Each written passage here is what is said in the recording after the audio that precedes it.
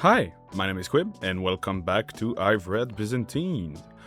One of my teachers, Marc Carrier, who teach Byzantine Studies at the Université de Montréal and Sherbrooke, once told me that when you reach Anthony Kaldellis level, you are entering the expert level of Byzantine Studies. So let's be expert together today because I want to talk about the Byzantine Republic, Peoples and Power in New Rome, published in 2015 and written by Anthony Kaldellis.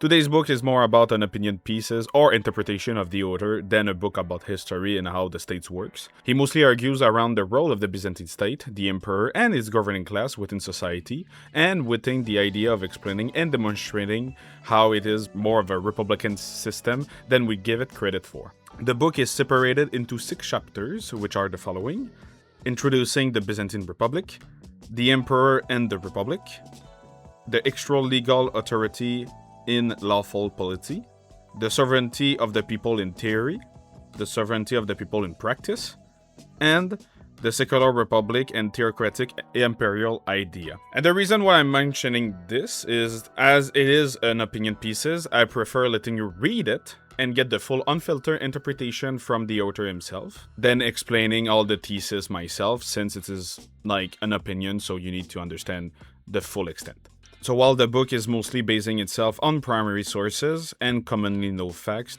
the real point of it are its argument that brings a lot of nuance to how we understand those aspects in Byzantine societies.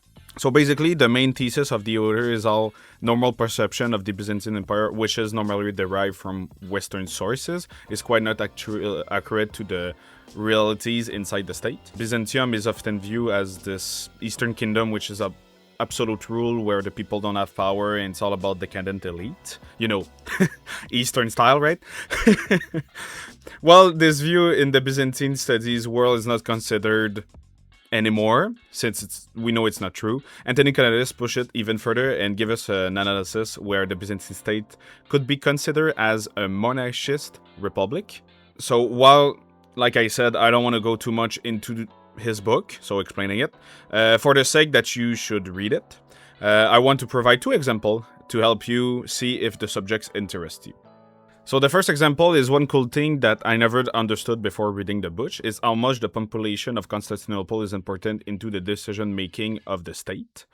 As you could have guessed, there's 2 chapters that I mentioned out of the 6 that is about like the people, but mostly around the people in Constantinople, let's be fair, that influenced the decision of the palace. I will mention that this opinion of Anthony Kaldellis about the people could extend to the province, but when he talks about the province, he mostly argues about how rebellions are made within the other like big cities or whatever, like Antioch or like Nicophor Phocas, it was in Cappadocia and whatever, and he argues that it is because he doesn't have enough sources from the other place, since Byzantine historian and chronicler are mostly centered around Constantinople. So back to my example, Professor Kaldellis mentioned the event where Nikephoros Phocas II was marching on Constantinople in 963, demanding to be acclaimed emperor. So the most powerful man in the capital at the time, Joseph Bringas, who was reigning on behalf of Basil II, found himself in a dangerous position.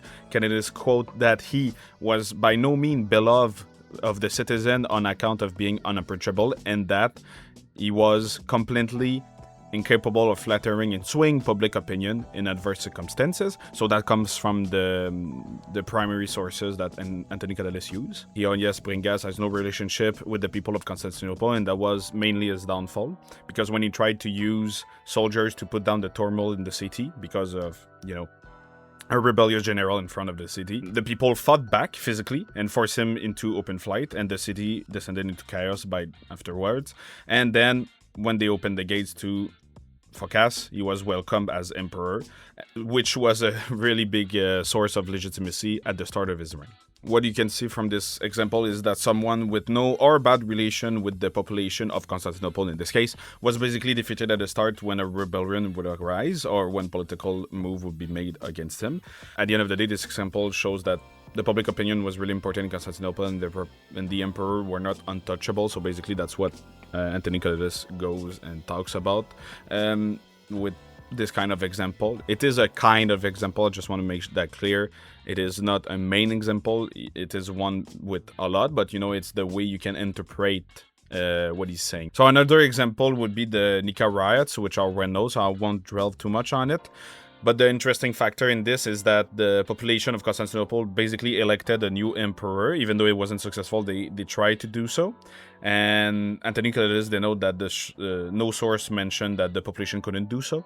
So you could assume that, and within the arguments of Anthony Kaldellis, you could assume that the people choosing an emperor is something that they consider normal in this society, which is really interesting. So yeah, the two examples I've given you right now are focused around the people, but that's mainly because that's the two things I felt were the most interesting. It's how the people were viewed in theory, like the chapter I mentioned, and in practice. That was my favorite part, so that's why I'm denoting those two parts more. About the text itself, it's it's opinionated. I would so that makes sense, right? But it's not an opinion that's rambling. It's like it's well structured. It's really well written. It's not dry, and this you read it and you become bored of it quickly. It's not at all. It's really interesting. It's really good.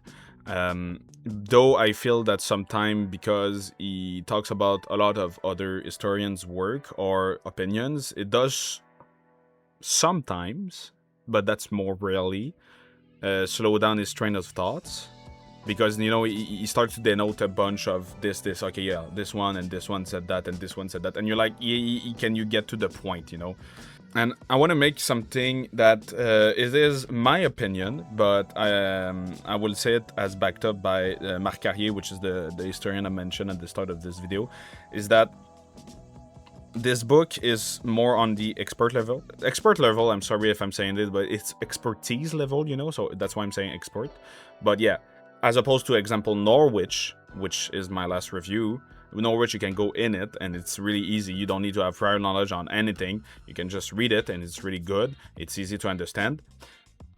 But not this book. So a fair warning on this one. Though I would say that even though it's more on the expert level, the author gives many examples, which is really fantastic, and it gives you the ability to think yourself about what he's saying, So basically he's saying something like, okay, this is this, but here are my example, and you can agree or disagree with him, and that should be fine. And that's really interesting way to write a text. So basically you let the reader think for himself, and that's really appreciated. So general information about this book is that you can find it on Amazon. Me, as usual, Amazon.ca. It's $56 Canadian, which is about 41 USD. There's about 312 pages, which is really good for the content. The price tag, is really good for the content. So that's really good. As a last little thing I wanted to put at the end, because it's my opinion. But in my opinion, also Anthony Kaldellis in this book, I haven't read the other ones. I have about 5 of his books, so this is the only one I have. But I heard, and I can see it a bit in this book, that he is a bit aggressive.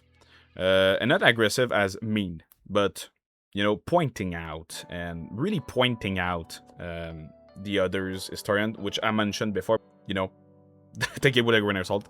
But he's really aggressive, and sometimes really it does damage his argument, in my opinion, because I don't like seeing someone pointing out something else about someone because they did the work with the knowledge they had back in the days.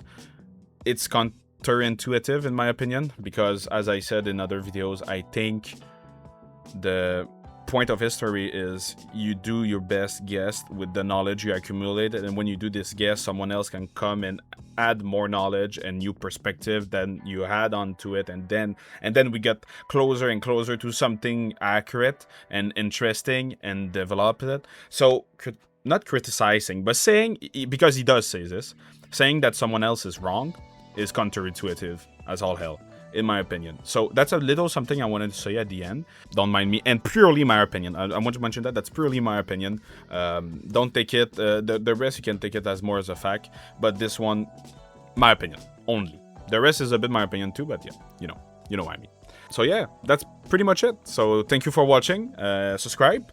In the comment, as I'm always saying, do criticize me, ask question, give your opinion, give recommendation, whatever you want. I'm really open to that. I got some comments like, "Oh, that's nice." The comments I get on my shorts, I actually really liked it. Someone asked me, "Hey, do you do something about Rome?" And I'm like, "No, sorry, but I really like I really like the question because it means that the people were interested in what I'm saying, and it helps me guide me through my learning journey on YouTube and talking about books, so I can do better content for you." So I really appreciate it when you comment and everything.